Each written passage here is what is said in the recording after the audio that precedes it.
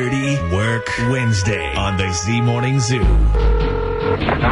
What the heck are you guys doing? Trying to ruin my life and make me look like a freaking idiot? Call 473-104.5. Hello? Hello? For God's sake, who are you? You're going to get it now. Hello? Dirty Work Wednesday.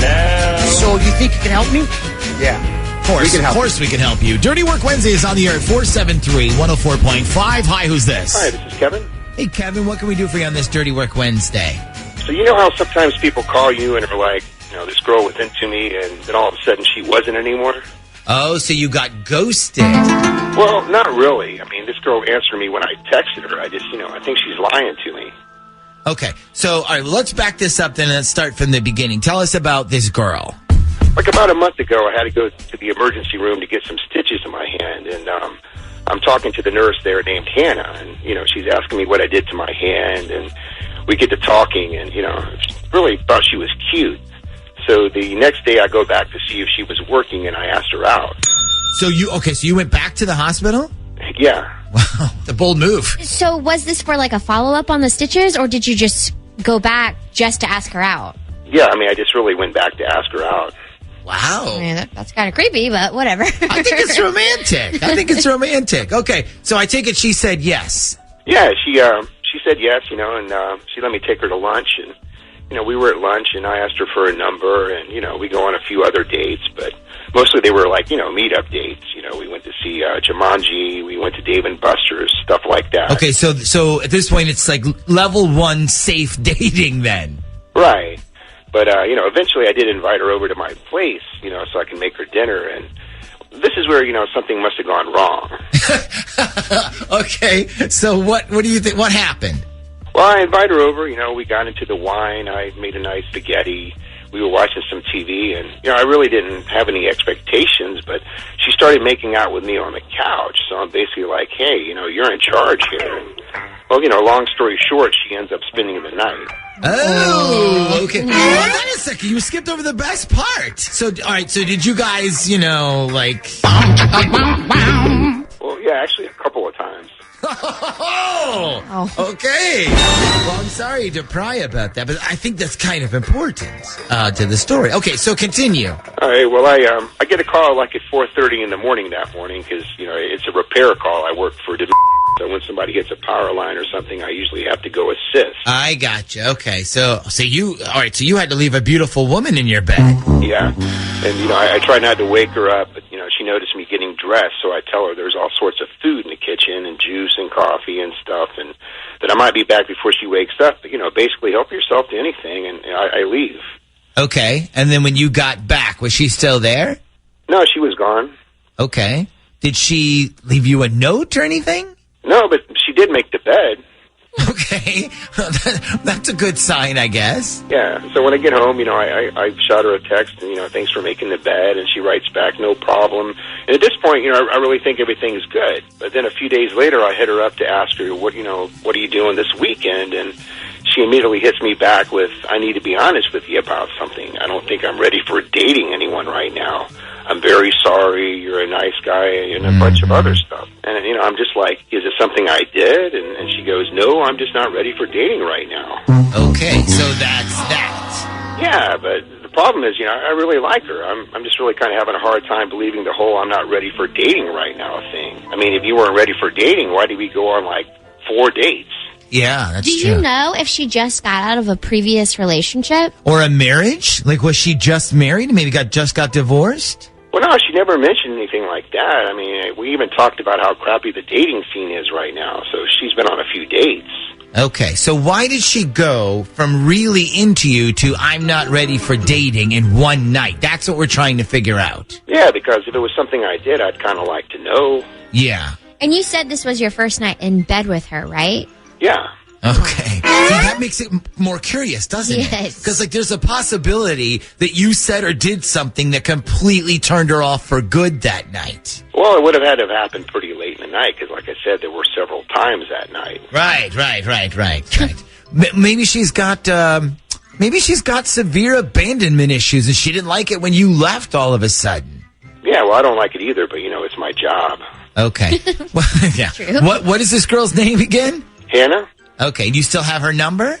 Yeah, I do. Okay, let's give her a call and let's see what really happened then. There's always two sides to every date story. Like hers may be very different than the one that we just heard. All right, so Kev, hang on, and we'll call Hannah when we come back next. For the record, we've had many situations like this. Mm-hmm. And it's usually never what they say. Like when she said, "Oh, I'm just not ready for dating right now." That's usually never the answer. Yeah. It's usually something else. Something happened or something. Yeah. I think it was something weird in bed, maybe sexual. Maybe he was like, "I'm really into this," or whatever. Call me Big Papa or something. Mm-hmm. Ashley thinks that he's a murderer? Yes. In his sleep. Yes, like maybe he rolled over and tried to strangle her or something.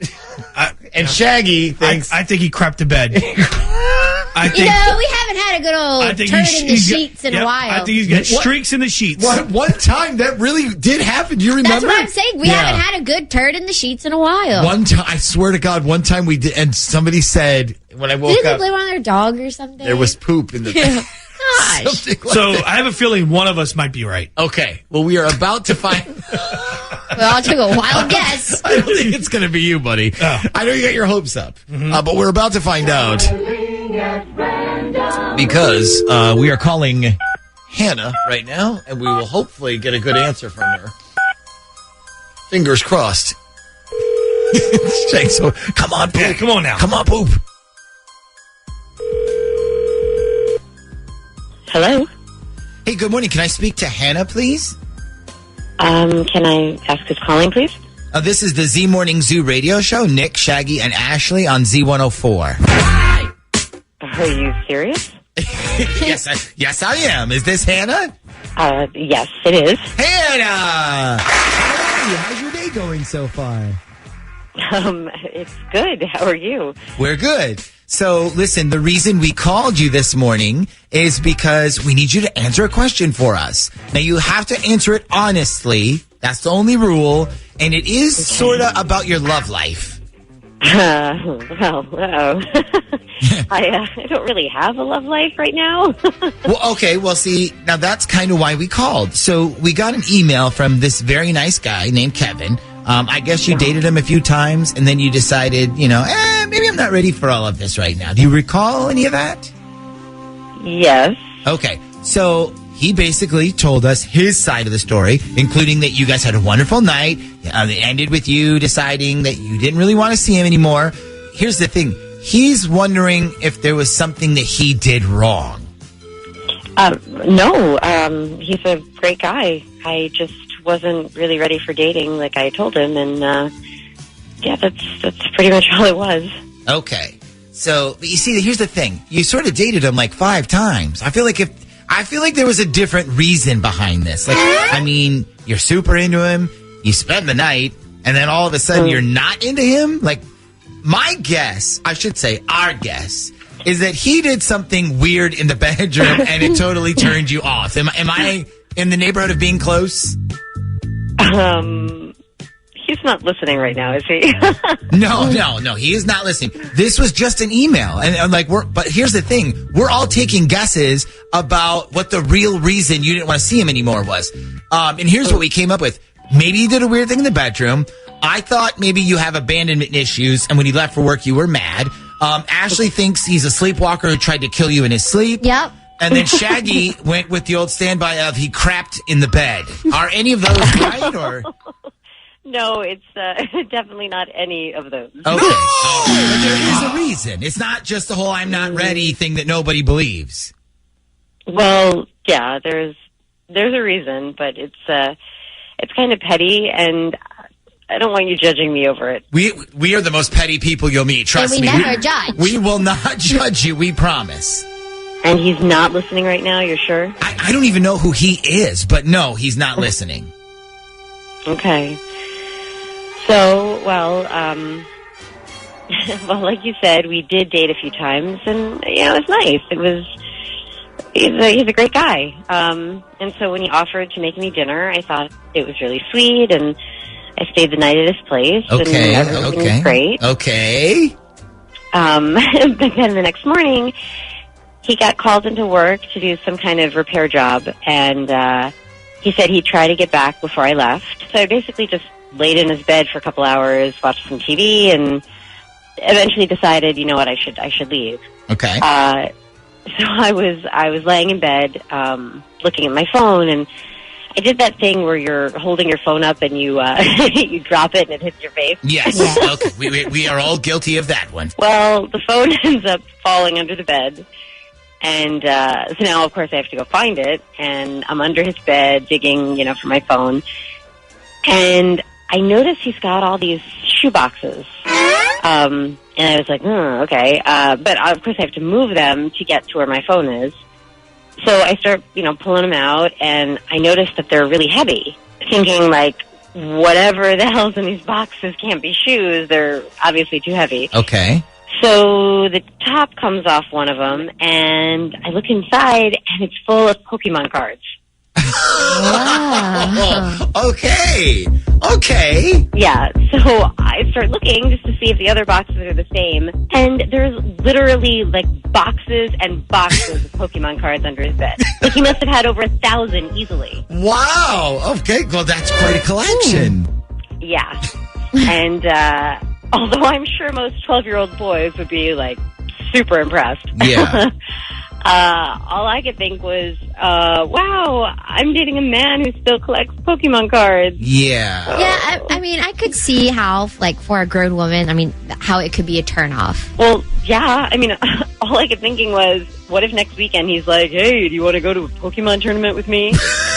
Like, why is he still collecting these things? Well, Seriously. I think all of us have some little habits that go back to our childhood. There's like an awful lot of grown men playing Fortnite, And I know a ton of grown women who still have, like, all of their Beanie Babies. Okay, fine, yeah. It's fine that you have hobbies.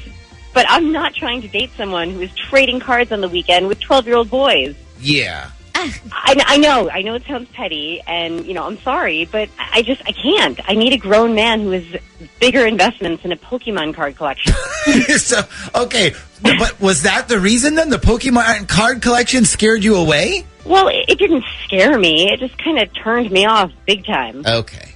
I could see that. I mean, the next time you were in his bed, the whole time you'd be thinking, like, well, there's an entire universe of Pokemon cards underneath me right now. Exactly. It's just not sexy, So that's the reason. Yeah, that's it. Okay. Am I a bad person? Well, you asked us not to judge you, so it's really not for us to say. Although I'm sure we're going to get text messages about this to read when we come back. Away from Matthew McGill.